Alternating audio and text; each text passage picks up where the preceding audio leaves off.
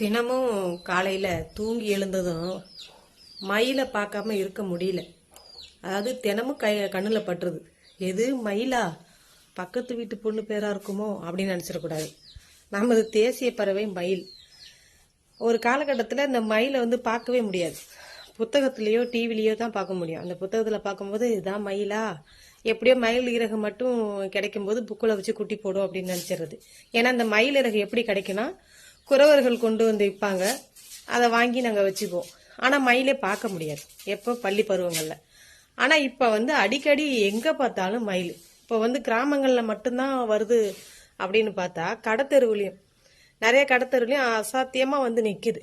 என்னடா இது, ஒரு காலகட்டத்தில் மயிலே பார்க்க முடியாது, இப்போ பக்கத்துலேயே நிற்கிதே. அரிசி போட்டால் சாப்பிடுது, சாப்பாடு போட்டால் சாப்பிடுது. ஆச்சரியமாக இருக்குது. ஒரு காலகட்டத்தில் மயிலை பார்ப்போமா ஏங்கிய காலகட்டம் இப்போ அசால்ட்டாக நம்ம வீடுகள்லையும் நம்ம காடுகள்லையும் தோட்டங்கள்லையும் தெருக்கள்லையும் ரோட்லேயும் நிற்கிதே. இதுக்கு என்ன காரணம் அப்படின்னு பார்த்தீங்கன்னா, நான் என்ன காரணமாக நினைக்கிறேன்னா, பல இடங்களில் காடு அழிக்கப்பட்டதாக தான் இருக்கும். ஏன்னா அது வாழ்விடமான காடுகள் கண்டிப்பாக அழிக்கப்பட்டு ஒரு தொழிற்சாலை கட்டுவதற்கோ இல்லை ஒரு ஏதாவது அந்த எஸ்டேட் வீடு கட்டுறதுக்கான நிலம் வைப்பாங்களே, அதுக்காகவோ ஏதோ ஒரு காரணத்துக்காக அந்த காடெல்லாம் அழிச்சிருப்பாங்க.